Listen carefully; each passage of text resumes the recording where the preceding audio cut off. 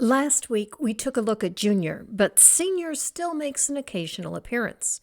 J. Warner Wallace recently posted this in an attempt to educate pastors and parents on how to stop hemorrhaging members. So when people ask me, how do you solve this problem? I always say the same thing, and I've been writing about it for years on the website. Stop teaching. My gosh, it's not that, just stop teaching. Teaching is not working. The church has been teaching for 100 years here in America, and apparently it's not working. Cool. Wallace wants the church to stop teaching kids. It doesn't work. Why do you suppose that is, JW? Could it be because Christian arguments aren't persuasive? Because kids can fact-check you when you do? What do you propose instead? Let's have a chat.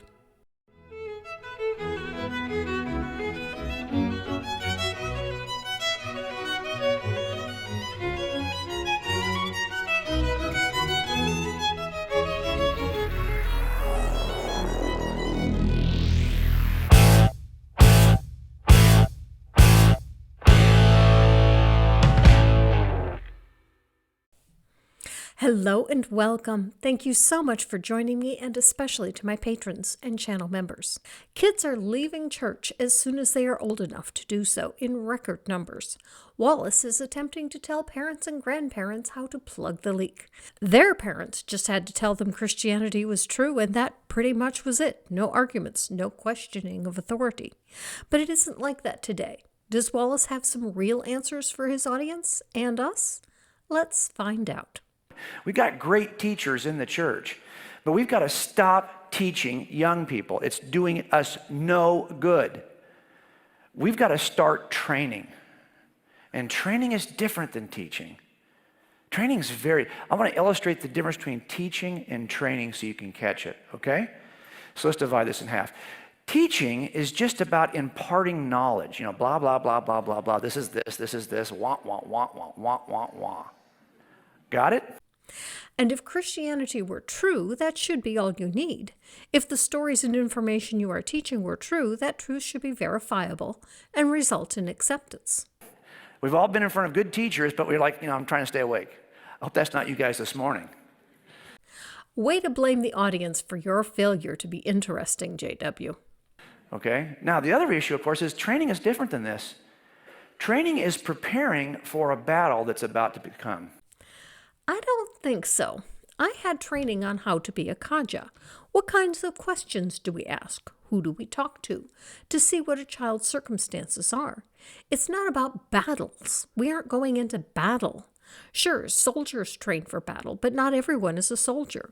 We learn how to train for what we are going to do, not who we are going to battle. But please, JW, tell us who you think your audience is going to battle with.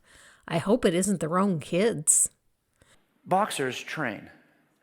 Fighters train. Athletes train. Why? Because there's a game on Sunday. Why? Because there's a fight in 8 weeks.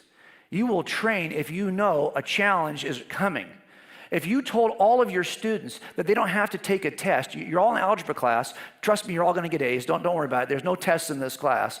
Just listen to me while I teach you algebra. How many people in that class do you think are actually going to learn algebra? JW, you violated your own model. You are appealing to a teacher who teaches algebra. Your point is no one is going to listen if there are no consequences for not listening. First, there are some students that are really there to learn the material. Some are there for the education, not the grade. But even if they are there just for the grade, they still learn because the teacher teaches, the very thing you told the audience not to do. Okay, 0. No test coming. No point in training. No point in paying attention. Here's a guy who lives in our city, or did at least one time. He's got a dojo there. His name is Royce Gracie. I don't know if you know him or not, but he won four of the first 5 Ultimate Fighting Championships. My son has been to his dojo. I remember the first time he went to this dojo, he came home and he had a huge lump on his hip. My son's a police officer. And I said, oh my gosh, and he would go and he'd get beat up again. And when he would come home, he would have these bumps and cuts on his face. And I used to say, why do you continue to go? He says, because it takes him a little bit longer each time to make me look this way. If the guy was a good teacher, he could teach without injuring the student. If he has to injure a student, he needs a new teaching technique. But what does it matter? You said for no one to teach. Teaching is bad, you said. Let me guess. You're going to claim your son was training, not being taught. If he isn't planning to use what he is learning, it's teaching. If he plans to use it sometime, when the circumstance calls for it, he has been trained. But it was still done through teaching. Teaching is still part of it. What is useless, worthless training is training for something that isn't needed, like training to be a buggy driver when you have no access to a buggy, or training to be a missionary when your mission is to peddle a false religion to people, or training to be an apologist and all you have to offer is inconsistencies about your own background, lies about how jury trials work, and misleading information about your religious beliefs. You don't end up trained for anything useful, kind of like the buggy driver in modern New York City. And as far as cops go, sometimes all fights are going to go to the ground at some point. And you just may have to hang on long enough for your backup to get there. So how long you can hang on is important. This guy, you think this guy trains? Yeah, why does he train? Because he's got a fight coming. It turns out the fight that's coming is what turns teaching into training. So now the teaching is important. Make up your mind. People do need to teach. If the fight that is coming is what turns teaching into training, it isn't the teacher that needs to change the technique in order to provide the training. It's the circumstances that the student finds himself in that decides if he got teaching or training. If that's the case, why tell your audience to stop teaching? If they stop teaching, no one is going to get any training. JW, you really need to put some thought into these talks. Because now you're taking it very seriously. And this guy takes his work very seriously. So I want to share with you a paradigm that I think would change the way we do youth ministry and change the way we even think about our own religious education. It's a train model. And it's not that hard to grasp. Of course, it's an acronym because we are all pastors at heart and we like acronyms. Wait, this is a conference for pastors? And he's telling pastors to stop teaching their churches? Cool. JW is doing my job for me. I'll echo that sentiment. Pastors, stop teaching your churches. The Bible stories are just stories. There isn't much truth in that book. Just some general life advice and platitudes. It does provide great insight into religious practices of the time, if that's your area of interest. But that doesn't mean pastors are of no value. They're of great value.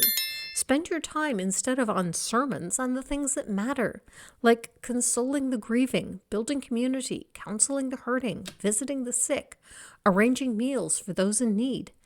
These are things pastors do and sometimes do well. Focus on helping the real people in your congregations and forget about the imaginary one that you thought your job was all about. How's that, JW? Is that where you were going with this talk? Did I steal your thunder? You do these 5 things, and I think everything changes. The first thing we have to do is we have to test young people. You got to find out where they're at. I wonder if he'll give us a sample test. I like taking tests. I'm quite good at it. One regret I have in life is that I never found a way to turn that skill into a career. If you have an idea, it's too late now, mate. Everyone gets a test. This is the Crest Bar in my city. It's a biker bar, and I guarantee you there's a fight here every night. And if you're a trainee, a rookie who's got a field training officer, you're going to buy that call because every fight call is going to send a training car because that training car is going to get there, and the training officer is going to do this to see if you, as the rookie, can handle a bar fight. Because you got to test everybody. By the way, if you can't handle a bar fight, we're going to fire you because we don't want to get killed later on. Does this have anything to do with the topic, JW? Every night when this turns into a nightmare, we're going to send a training car to see if the officer can pass the test. And what is it that you want your pastors to test their congregations on? Certainly not their fighting skills. You aren't trying to turn churches into brawling houses, are you?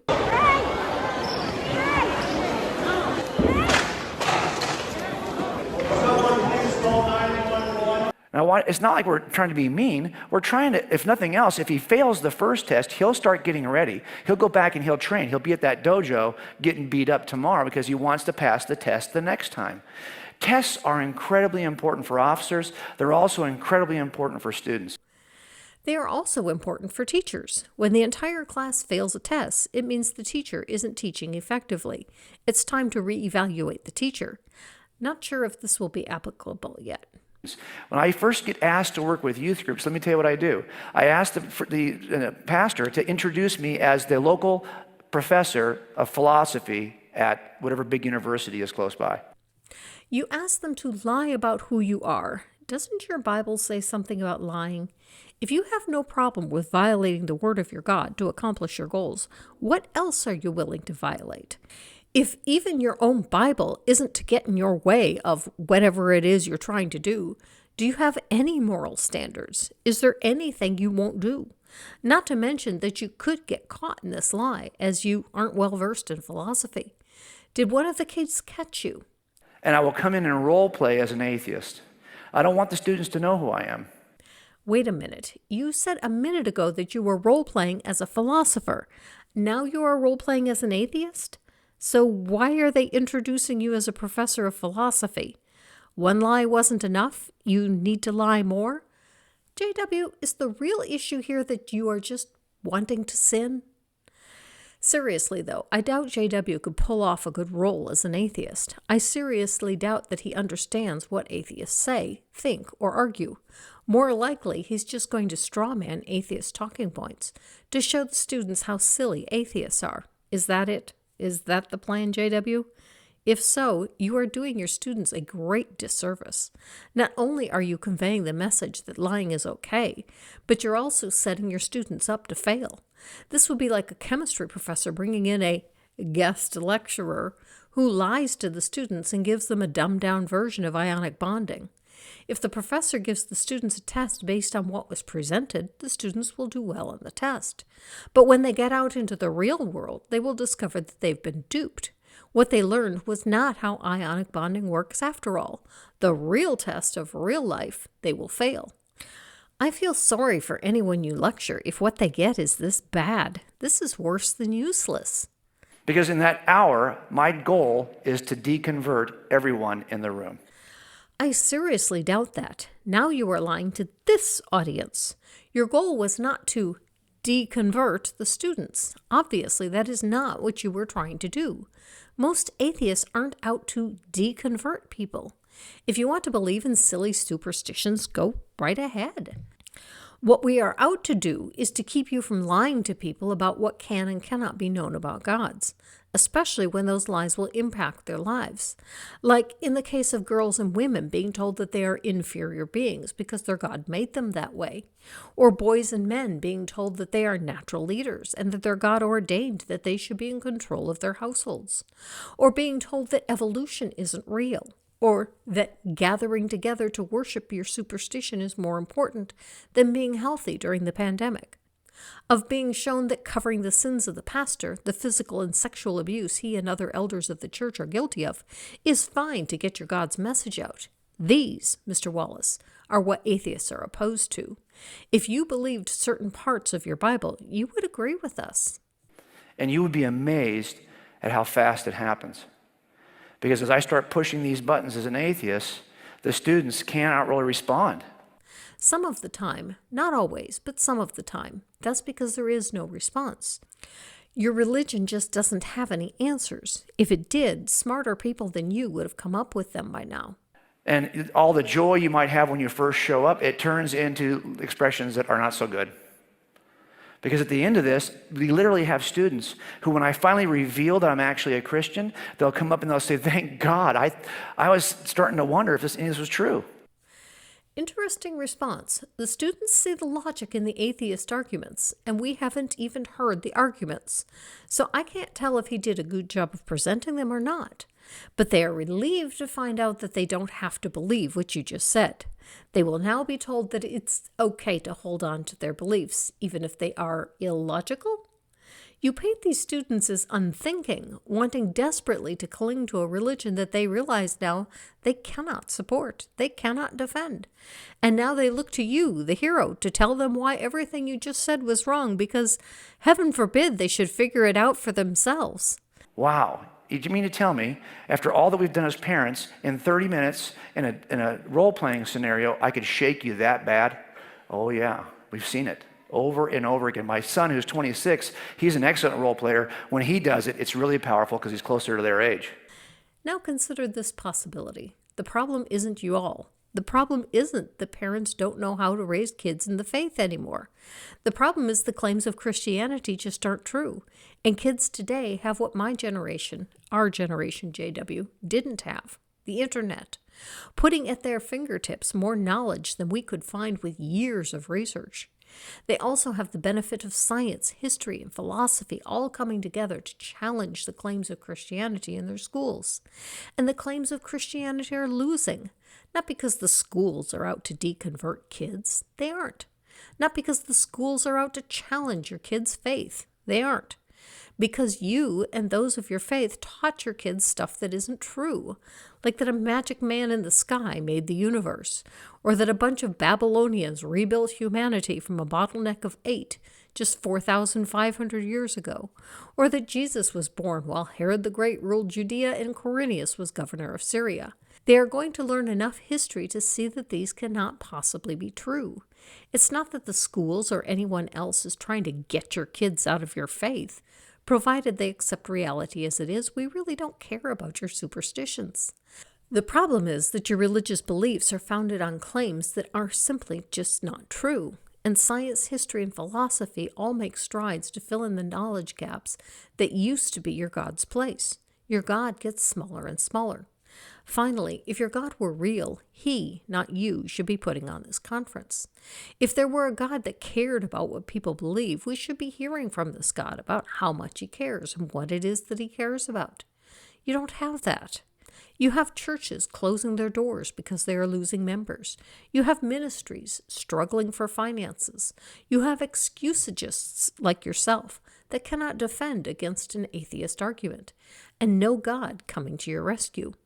All you have are your claims about your God and nothing to back your claims. It's very powerful. You have to test students the same way you... Why do I start this way? I start this way because now they know their need. Did that feel good? No. Would you like to be in a situation where you could do better? Yes. Well, the next 6 weeks, we're going to train you to do better. And what? What is it that you think you can accomplish that all the parents in churches are failing at? That's what we do. But they won't even pay attention if I don't show them how bad the situation is to begin with. Is this just a pitch for a new course? Are you trying to sell these people on how much they need you? Because if you are, that's just more evidence that your God isn't real. If your God can't give them the same information that you have when they pray and ask for guidance, then there is no omniscient God answering prayers. If you are the answers to these people's prayers, Lisa, help us. Lisa the rainbow giraffe bestows leaves upon you all. More hen. So I test my students before I start. The second thing you have to do, of course, is you have to be ready to require something more than we typically require of our students. Hey, I was a youth pastor in a medium-sized church that was actually affiliated with the church plant that Troy did. He's been a part of a church that was a sister church of my church in California. And I can tell you, when I was first a youth pastor, I had a certain view of youth ministry, okay? And I did not require a lot from my students. I was happy if they just showed up, have a good time here, want to come back and bring your friends. For me, youth ministry, as I was trying to think it out and plan it out, was all fun and games, okay? Are you again accusing the audience of being the problem? Why not look at the real problem, the religion? Youth ministry looked a lot like this: pizza, video games, good stuff, important stuff, but that was all we were doing, really. Our students can handle so much more. I mean, think about what we ask of our students as parents. We've got them in AP courses. They're getting ready for college. Oh my gosh, the bar is super high in other areas of their life, and you as a parent have no problem with the bar being high there. But when it comes to religious education, show up, we're happy. You make a good point. Kids will learn what you are willing to teach them. However, the real problem is your religion is empty. If there was something deep to teach, then you could do it, but there isn't. That's what's got to change. And you might think, well, how much can kids handle? I wanted to show you, this is my family when I first started as a youth pastor. I have my daughters and my sons. My sons came along first, and then we adopted 2 girls out of foster care. This is Annie and Mia. So we have a kind of a range of ages here. And my boys were in their, junior high years, 12 and 10, when my girls were still in elementary school. Well, they wouldn't stay with their affinity groups, They wouldn't go to Sunday school. They wanted to sit with their parents in the youth room with all the high schoolers. So I would let them come. And they would sit on the laps of all the high school students and just hang out with the high school students. And I was teaching the high school students at a college level because I wanted them to grab the evidences for Christianity. I made a case every week for Christianity, and I responded to all the atheist objections to Christianity, but I was doing it at a pretty high level.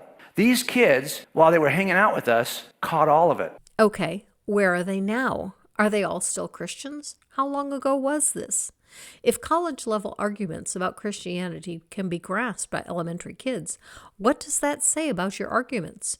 Your arguments are easy to pick apart and see through? How long do the kids take before they realize that you are feeding them a bunch of bull? I'm not targeting these guys. You'd be amazed at what young people they'll raise up. If we'll set the bar high, they'll jump that high bar. Far from raising the bar or the epistemic standard that Christianity must meet to be believed, I lower it. Are you sure there is a high bar? If even William Lane Craig has to lower the bar to get Christianity believable, what makes you think you have found a high bar? If this high bar exists, what is it?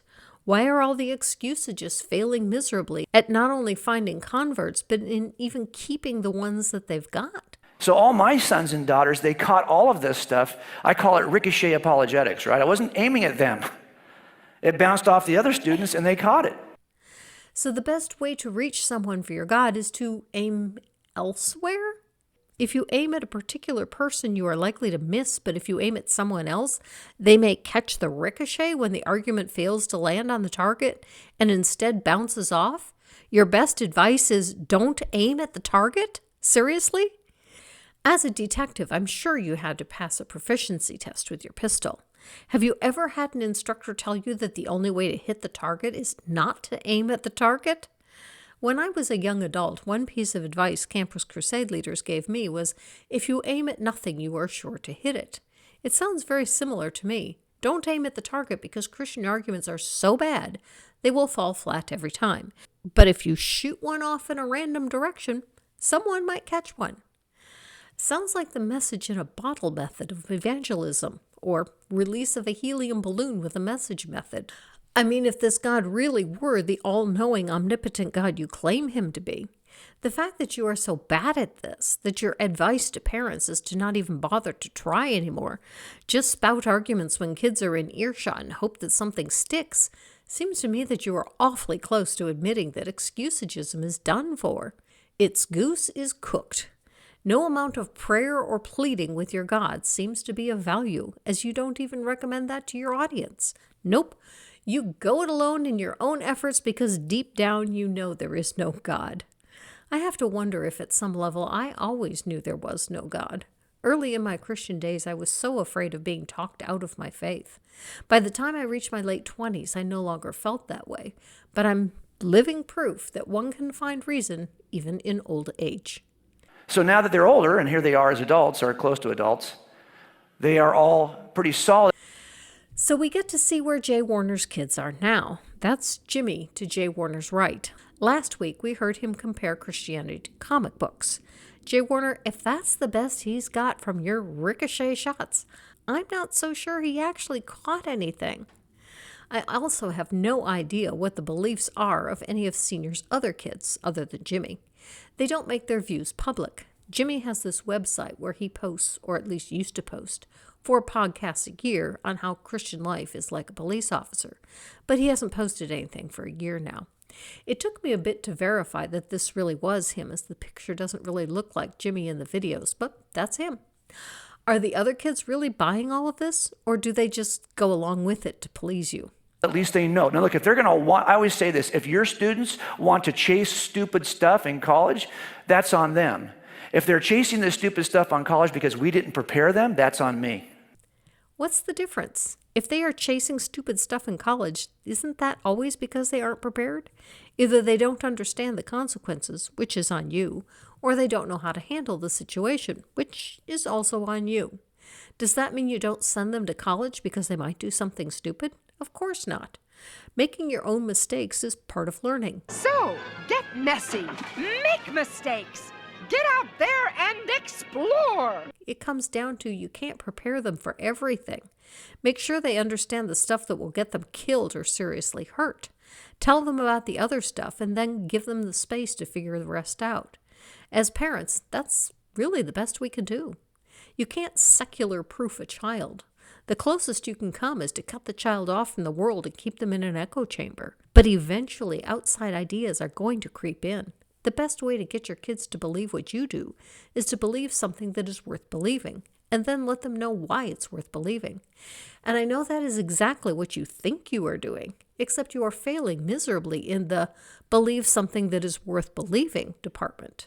That, Mr. Wallace, is why your churches are hemorrhaging members, and why the young are walking away. Not because your teaching methods are flawed, or you haven't hit on the best way to get attention. You're actually quite good at getting attention. It's because your message has no substance. There is no God behind it all, backing your claims. There is no God doing the things you claim him to be doing. The kids aren't getting anything from you because you have nothing to offer. I've prepared them. Doesn't mean they're going to stay. Because there's that third circle, right? That's the problem.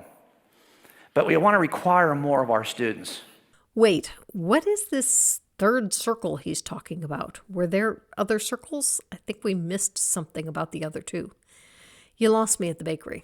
Well, you have your instructions? Yeah, I need them. All right, you're going to start in East St. Louis. Start in However East you St. get to Louis. East However St. I get to Louis East is St. perfectly Louis all is right with me. perfectly all right Be with you. Sure that Please you're there make by the sure 15th. I'm by the 15th. At midnight, On the stroke of midnight, I stand in front of the jewelry store on the 12th and Elm. I get to Buenos Aires, a pickup truck, right, the third row back of the taxi rank. Have you followed me so far? I lost you at the bakery. You didn't go there. Third thing, you got to give them something. You got to equip them with something. Yeah, you do. And that's exactly what I just said. If only you had something to give. You got to give them a tool, give them the truth, arm them with the case so they know what the positive case is for Christianity. When you come up with one, let me know. We got to do that. You wouldn't give police officers no weapons or no tools and go out and ask them to do their job. As a matter of fact, we give them a bunch of tools. And then tell them to shoot off the tools in random directions and hope a ricochet lands where you want it to? That's how you use the tools? Clearly not. If that isn't how you use the tools, and you claim the tools are like police tools, why are you recommending these parents misuse the tools or use them in such an inefficient manner? And not only do we give them a bunch of tools, we give them a bunch of training on how to use the tools. We do two things. We give them tools and the training to use the tools. That's how you arm police officers. Well, think about it. We have students. How are we equipping them? How are we arming our students?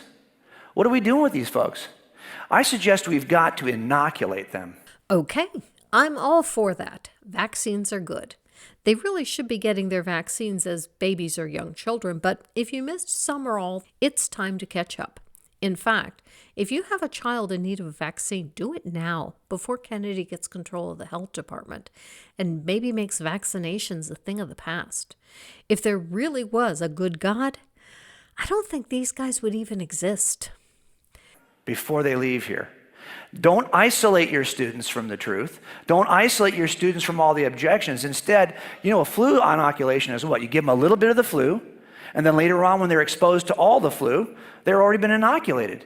This is a misleading description of what the flu vaccine is. This misconception is common in people Wallace's age, as it's the way flu virus was done in the past, but it's time for Wallace to update his information. Vaccines can be made by a number of methods. These include, but aren't limited to, a weakened form of a live virus, as Wallace alludes to, an inactivated virus, a toxoid, a weakened toxin that can cause illness, a subunit which uses parts of the virus, or a messenger RNA vaccine. A messenger RNA vaccine uses no live virus. Rather, it replicates proteins that initiate an immune response. Most of the COVID vaccines on the market are messenger RNA vaccines. Most flu vaccines are subunit vaccines. The flu virus is grown in an egg or animal cells in a large test tube.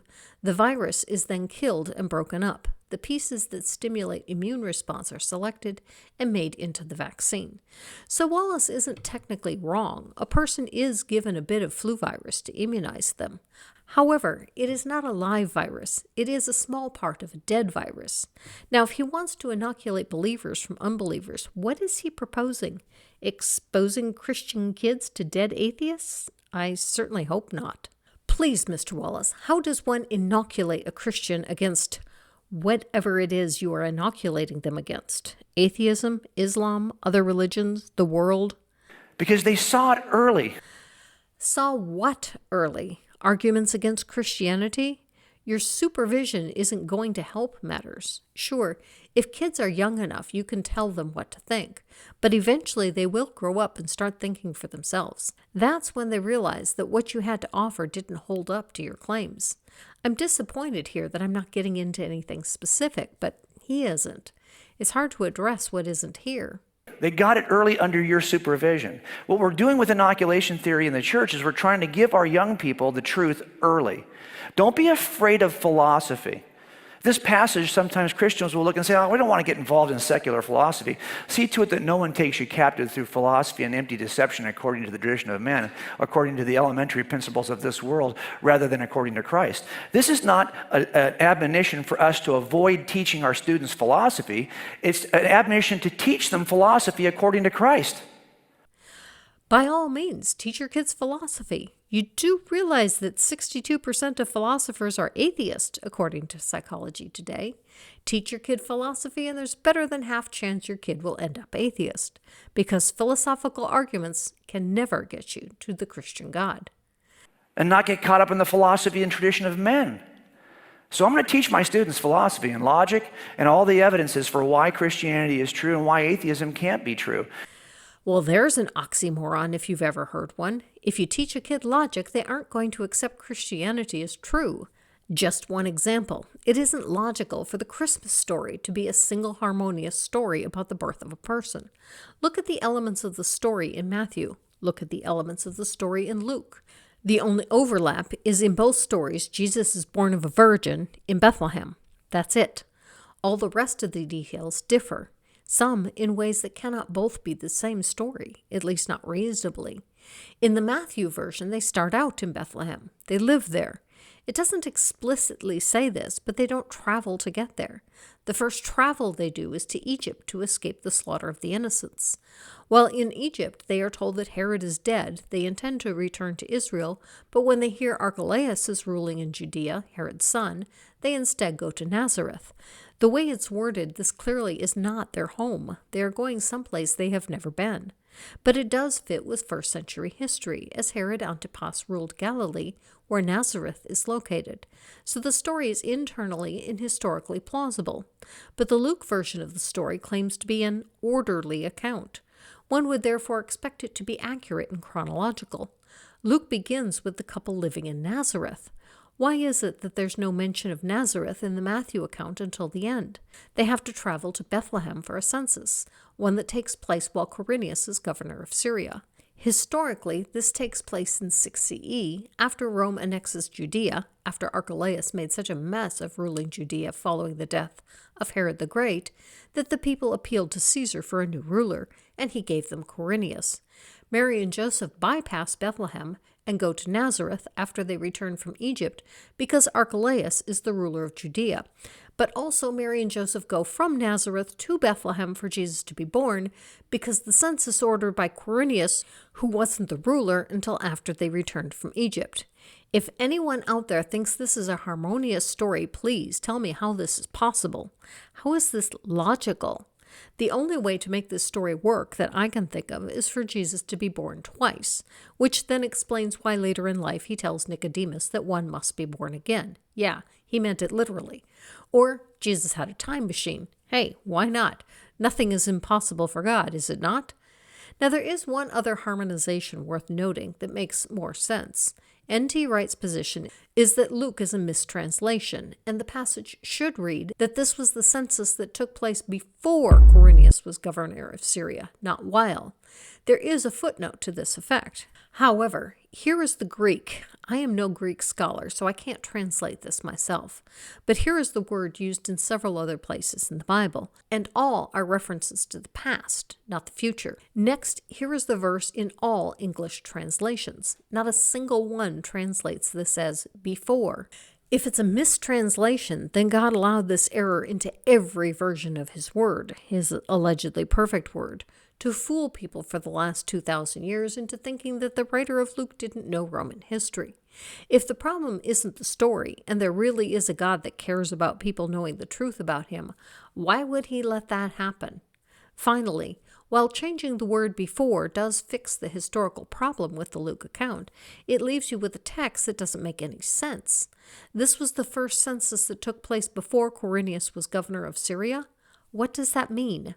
Does it mean the last census before Quirinius? If so, why does it say first? Was it the first ever Roman census of Syria? That would actually still be the census of Quirinius in 6 CE, because Rome annexed Judea in 6 CE. Prior to that, it was a vassal state, not under the direct control of Rome. You still end up at the historical problem.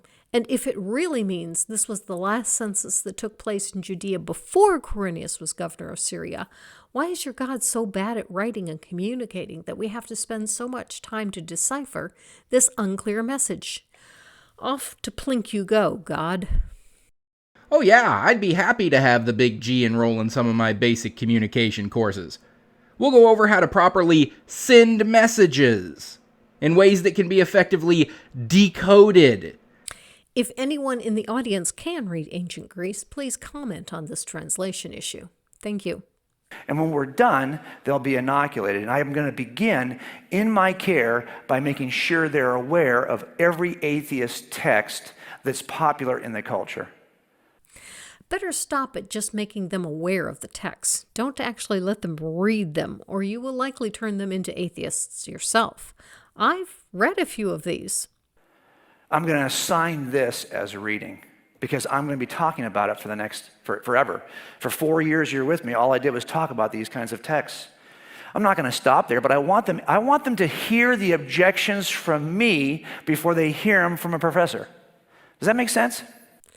You implied that you want them to read these, and then you say you want them to hear the objections from you. So do you want them to read them or not? My guess is not. You prefer to present your own version of the arguments, not the real ones. And why only atheism? You do realize, don't you, that most people who leave the church don't go to atheism.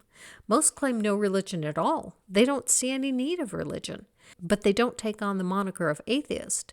Some continue to believe in the supernatural and spirits, ghosts and such. Some convert to other religions. Why aren't you defending against other religions? When I was a young believer, it was other religions, particularly Islam and the cult religions such as Jehovah's Witnesses and Mormons. We rarely talked about atheism. It wasn't growing then like it is now. And then, of course, they're fully inoculated. Of course, I've got to solve the problems I raise, so of course I'm going to do that in Scripture, and I'm also going to supplement that with all kinds of great texts that are out there that you guys should be on your bookshelf. If these works are not on your bookshelf, you're not going to be able to make a case for what you believe either. If what you claimed about your God were true, you wouldn't need any of these. Your Bible alone should suffice. The fact that you need all of these tells me your God didn't have the foresight to predict today's issues.